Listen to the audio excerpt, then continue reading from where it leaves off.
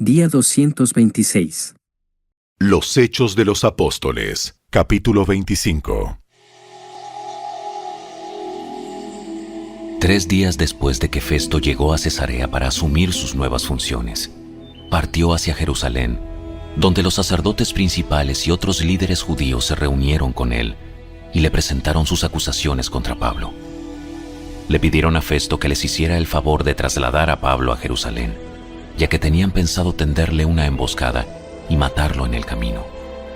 Pero Festo respondió que Pablo estaba en Cesarea y que pronto él mismo iba a regresar allí. Así que les dijo: algunos de ustedes que tengan autoridad pueden volver conmigo. Si Pablo ha hecho algo malo, entonces podrán presentar sus acusaciones. Unos 8 o 10 días después, Festo regresó a Cesarea y al día siguiente tomó su lugar en la corte y ordenó que trajeran a Pablo. Cuando Pablo llegó, los líderes judíos de Jerusalén lo rodearon e hicieron muchas acusaciones graves que no podían probar. Pablo negó los cargos. No soy culpable de ningún delito contra las leyes judías, ni contra el templo, ni contra el gobierno romano. Entonces Festo, queriendo complacer a los judíos, le preguntó: ¿estás dispuesto a ir a Jerusalén y ser juzgado ante mí allá? No, esta es la corte oficial romana. Por lo tanto, debo ser juzgado aquí mismo.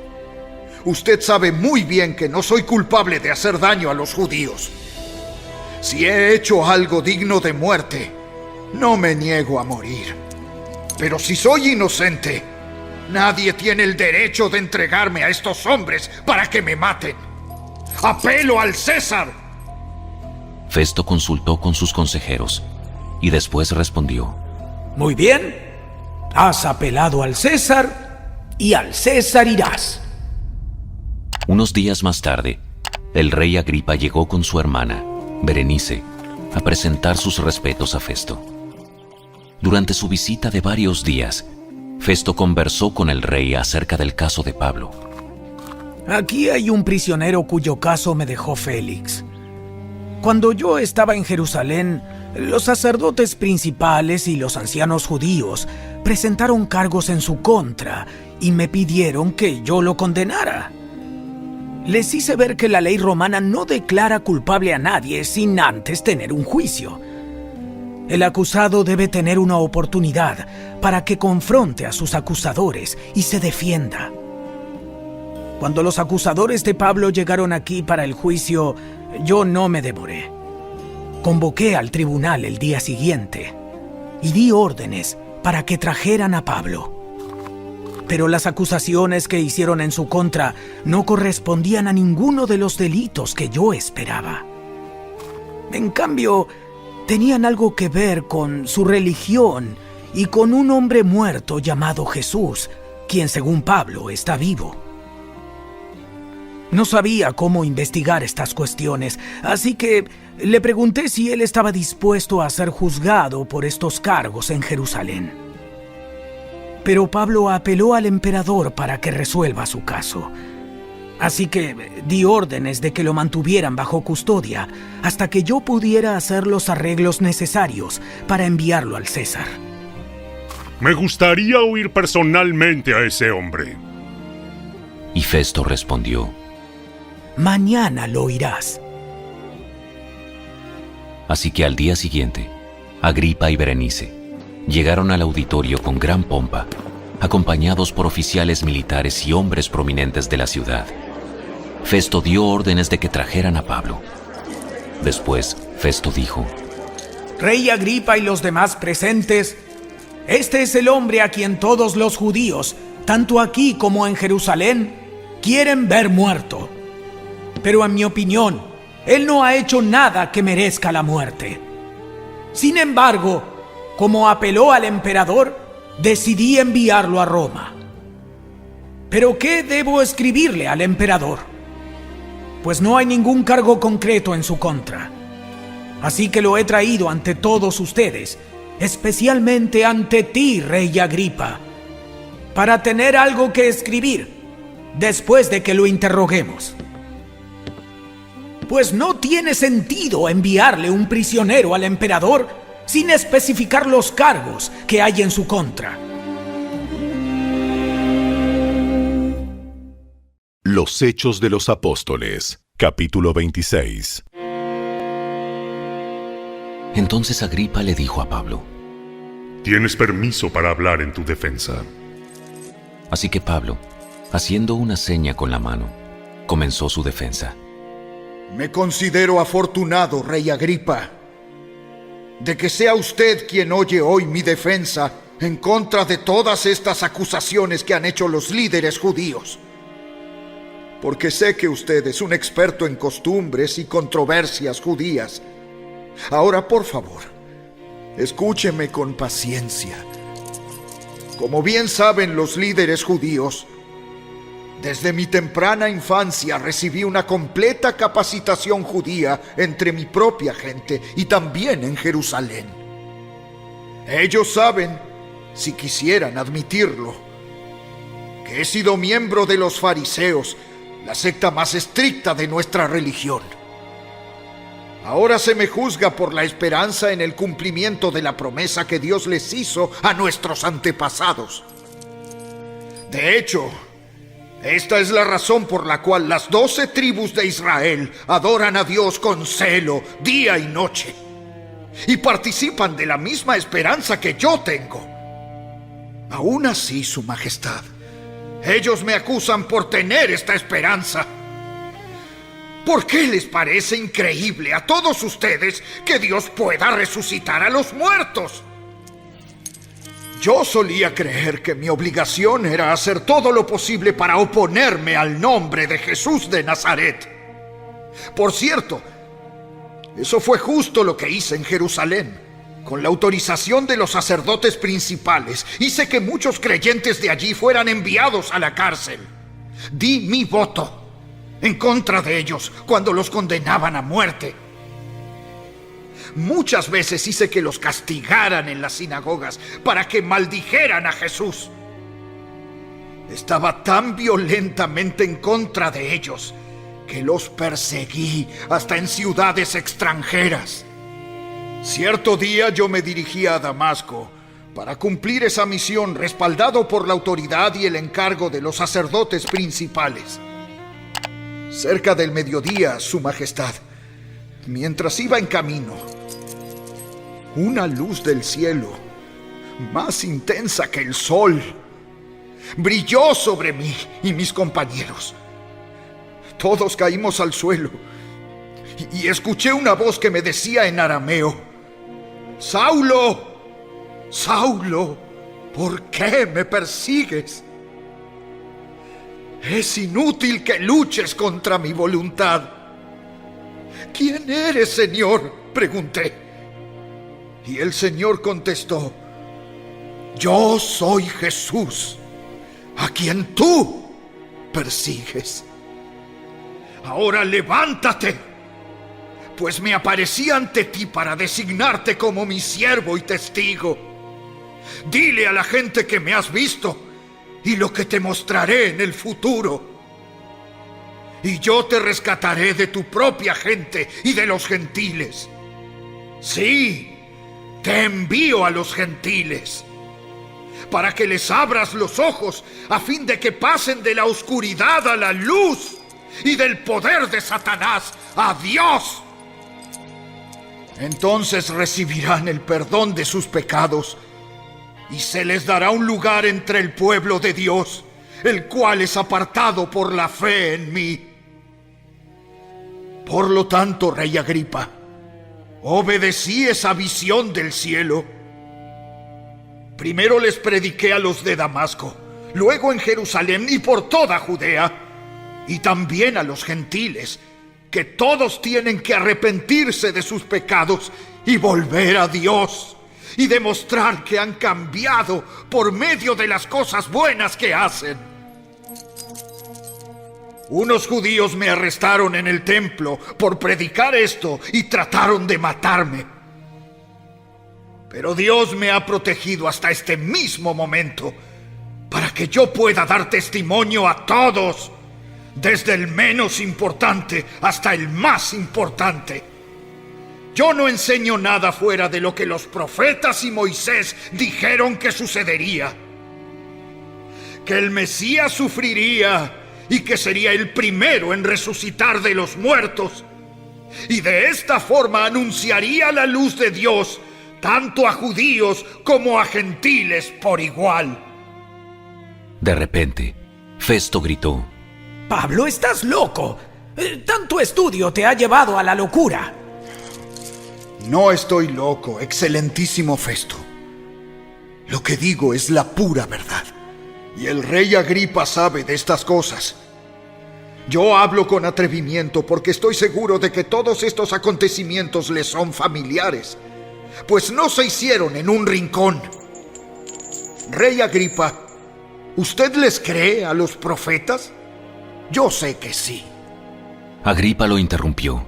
¿Acaso piensas que puedes persuadirme para que me convierta en cristiano en tan poco tiempo? Sea en poco tiempo o en mucho, le pido a Dios en oración que tanto usted como todos los presentes en este lugar lleguen a ser como yo, excepto por estas cadenas. Entonces, el rey, el gobernador, Berenice y todos los demás se pusieron de pie y se retiraron. Mientras salían, hablaron del tema y acordaron: Este hombre no ha hecho nada que merezca la muerte o la cárcel. Y Agripa le dijo a Festo: Podría ser puesto en libertad si no hubiera apelado al César. Los Hechos de los Apóstoles, capítulo 27. Cuando llegó el tiempo, zarpamos hacia Italia. A Pablo y a varios prisioneros más los pusieron bajo la custodia de un oficial romano llamado Julio, un capitán del regimiento imperial. También nos acompañó Aristarco, un macedonio de Tesalónica. Salimos en un barco matriculado en el puerto de Adramitio, situado en la costa noroccidental de la provincia de Asia.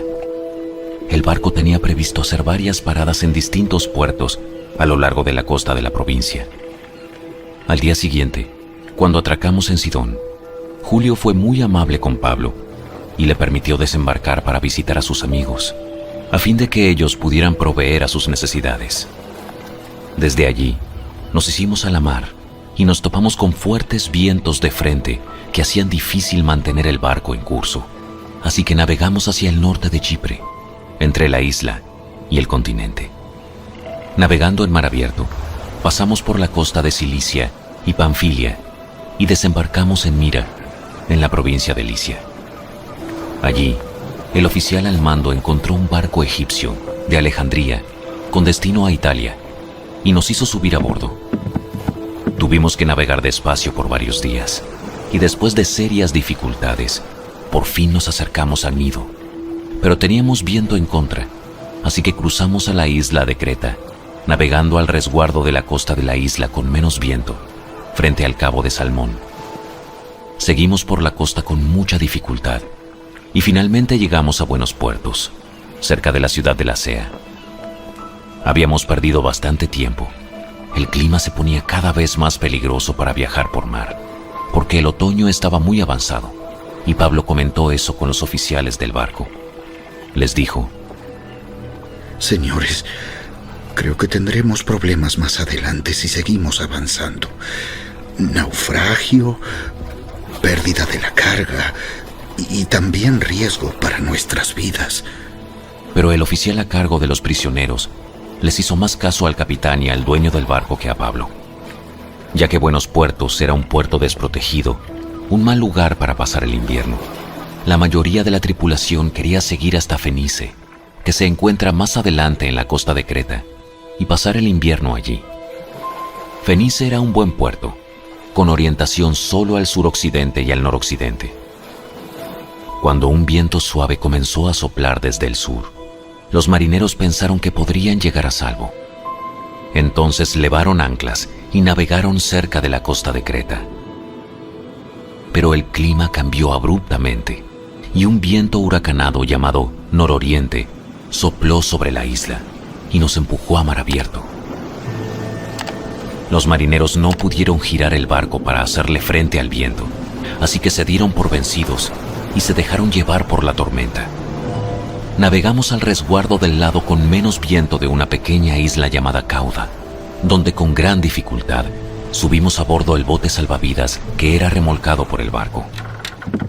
Después los marineros ataron cuerdas alrededor del casco del barco para reforzarlo.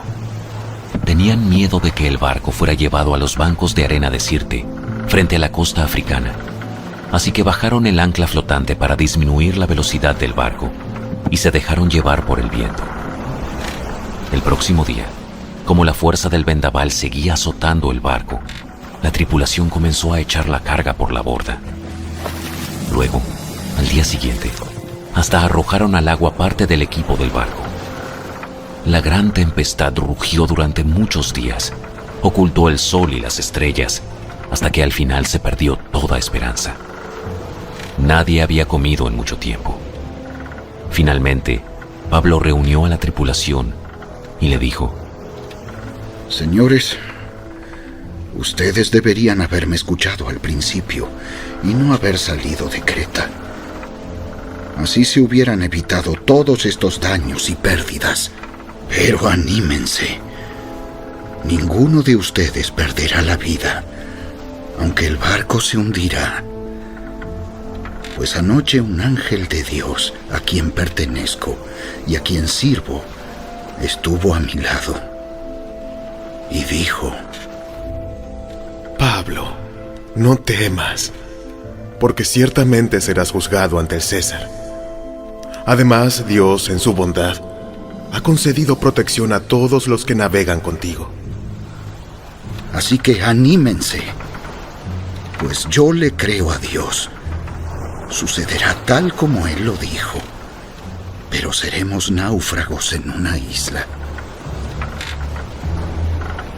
Como a la medianoche de la 14ª noche de la tormenta, mientras los vientos nos empujaban por el mar Adriático, los marineros presintieron que había tierra cerca. Arrojaron una cuerda con una pesa y descubrieron que el agua tenía 37 metros de profundidad. Un poco después, volvieron a medir y vieron que solo había 27 metros de profundidad. A la velocidad que íbamos, ellos tenían miedo de que pronto fuéramos arrojados contra las rocas que estaban a lo largo de la costa, así que echaron 4 anclas desde la parte trasera del barco y rezaron que amaneciera. Luego los marineros trataron de abandonar el barco. Bajaron el bote salvavidas como si estuvieran echando anclas desde la parte delantera del barco. Así que Pablo les dijo al oficial al mando y a los soldados: Todos ustedes morirán, a menos que los marineros se queden a bordo. Entonces los soldados cortaron las cuerdas del bote salvavidas y lo dejaron a la deriva. Cuando empezó a amanecer, Pablo animó a todos a que comieran. Ustedes han estado tan preocupados que no han comido nada en 2 semanas.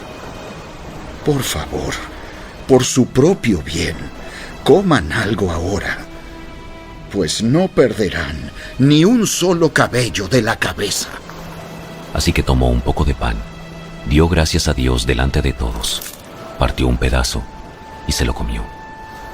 Entonces todos se animaron y empezaron a comer, los 276 que estábamos a bordo. Después de comer, la tripulación redujo aún más el peso del barco, echando al mar la carga de trigo. Cuando amaneció, no reconocieron la costa, pero vieron una bahía con una playa y se preguntaban si podrían llegar a la costa haciendo encallar el barco. Entonces cortaron las anclas y las dejaron en el mar. Luego soltaron los timones, izaron las velas de proa y se dirigieron a la costa. Pero chocaron contra un banco de arena y el barco encalló demasiado rápido. La proa del barco se clavó en la arena, mientras que la popa fue golpeada repetidas veces por la fuerza de las olas y comenzó a hacerse pedazos. Los soldados querían matar a los prisioneros para asegurarse de que no nadaran hasta la costa y escaparan, pero el oficial al mando quería salvar a Pablo, así que no los dejó llevar a cabo su plan. Luego les ordenó a todos los que sabían nadar que saltaran por la borda primero y se dirigieran a tierra firme. Los demás se sujetaron a tablas o a restos del barco destruido. Así que todos escaparon a salvo hasta la costa.